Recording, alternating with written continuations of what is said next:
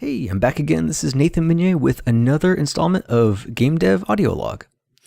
So in this episode, I'm going to talk about 6 reasons to start a devlog for your indie game, or a developer blog, or whatever you want to call it. These can be a lot of fun to do just from this perspective of getting your ideas out on the page, but they're also really useful for a lot of different aspects of sort of the game development process. So I want to talk about these in 6 bullet points of sort of how you can get the most benefit out of doing these. So number 1, a devlog can be a really powerful tool for content marketing for your game.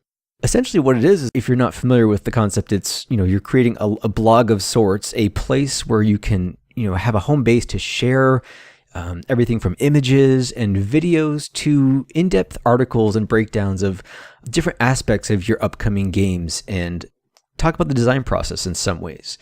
There's a lot of different kinds of content you can put on a devlog, but I see a lot of people using it to kind of talk about, some of the design aspects of what they're working on, ideas and challenges they've run into, or, keep track of just sort of their overall progress with their projects. And alternately, you can also, put a lot of images and juicy sort of visual assets, videos, everything up there, even audio logs, like kind of how I'm doing, to get the word out about your game using content marketing sort of as a natural way to kind of market your game while also sharing interesting information that will be useful to different kinds of people who might want to know more about what you're doing, what you've been up to, what your game is about, and how it's progressing.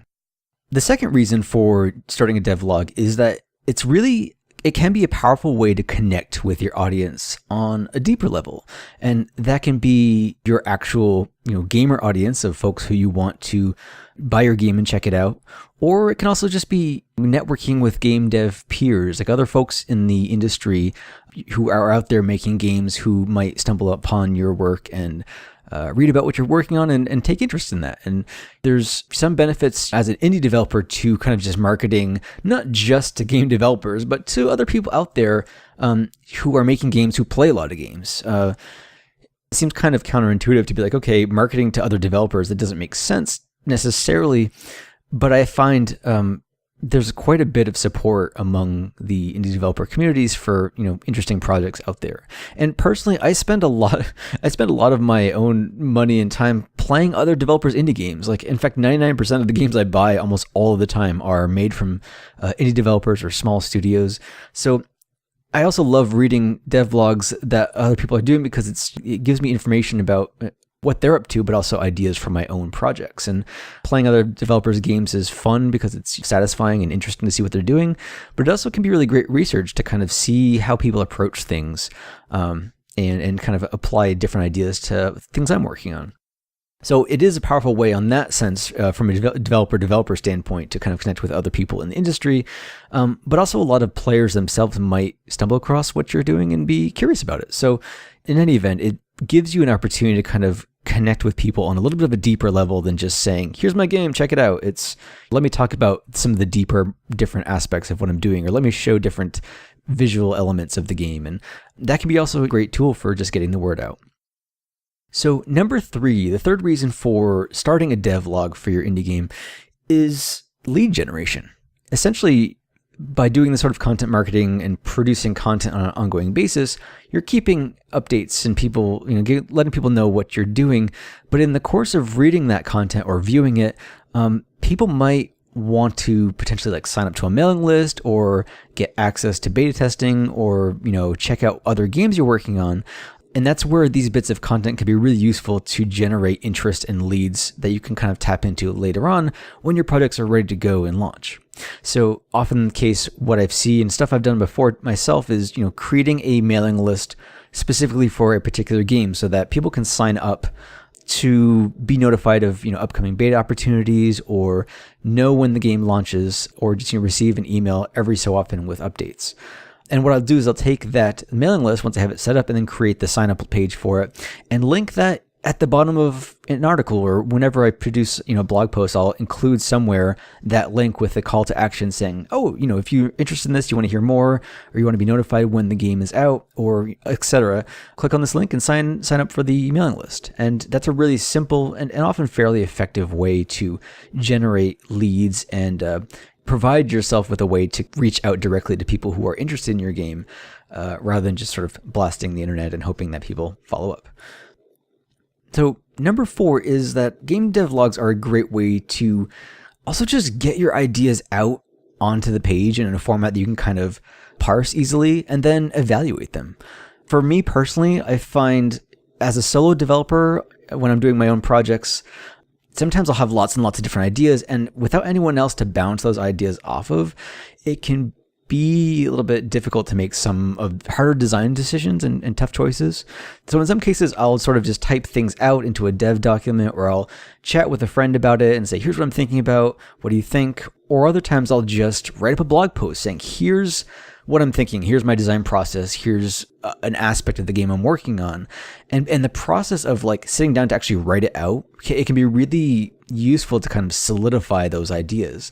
And then, once that's out there, you can kind of read over your work after the fact and evaluate whether, the original concept that you're talking about is actually what you want to go with, or if you want to adjust it or tinker with it. And sometimes, if I feel stuck just kind of blogging my way through or writing my way through an idea, gives me a way to solidify that and then kind of decide, yes, this is exactly what I want to do, or I'll get other ideas from reading that over again. So I found that, blogging throughout the dev process is a good way to kind of get those ideas out there and then sift through them and then evaluate them internally on my own, level, and decide kind of whether I want to build on those or whatever. So that's another useful way to use these things.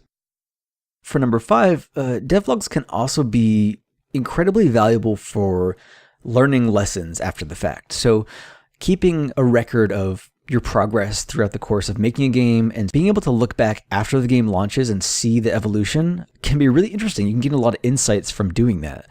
I did this with one of my projects called This Book is a Dungeon, which was a 3-month project that was sort of like a dark horror interactive fiction game that I also kept a dev diary throughout the entire process of making the game. And it was almost daily in some instances. And I actually published that as an ebook with the game when I launched it.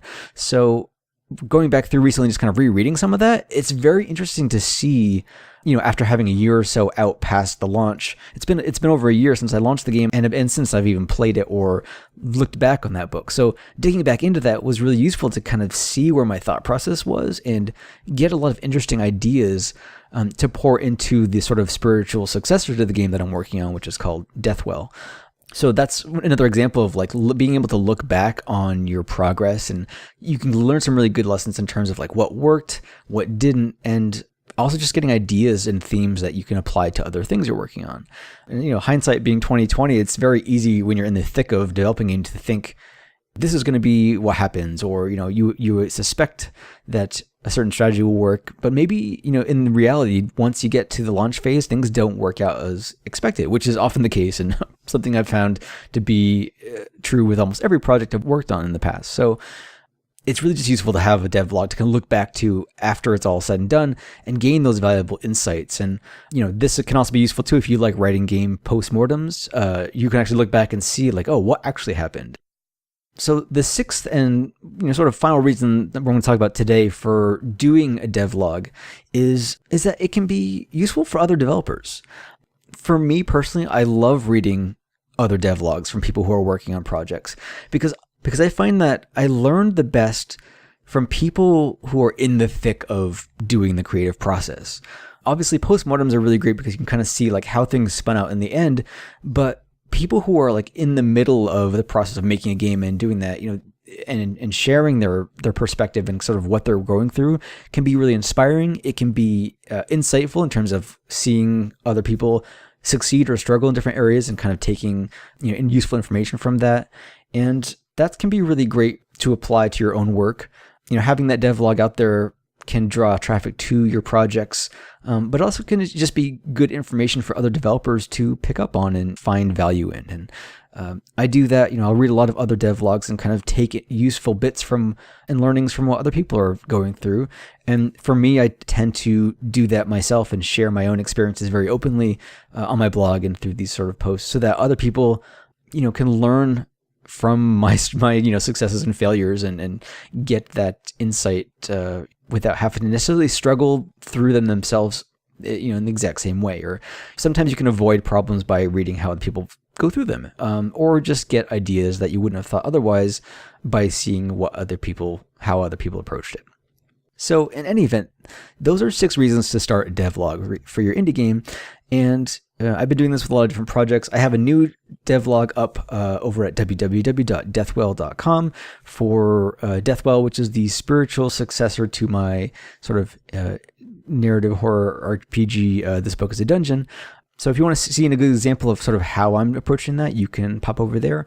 But yeah, start one yourself. If you've got a project going on, don't hesitate to kind of create a website or add a blog on your existing site and just go through the process of posting and sharing what you're up to and talking about your design process. And it sounds nerdy, and it might be a little bit nerdy in some cases, but people will probably actually enjoy checking that out if you take the time to do a good job with it. So, all right, thanks a bunch.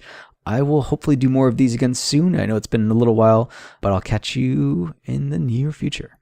Cheers.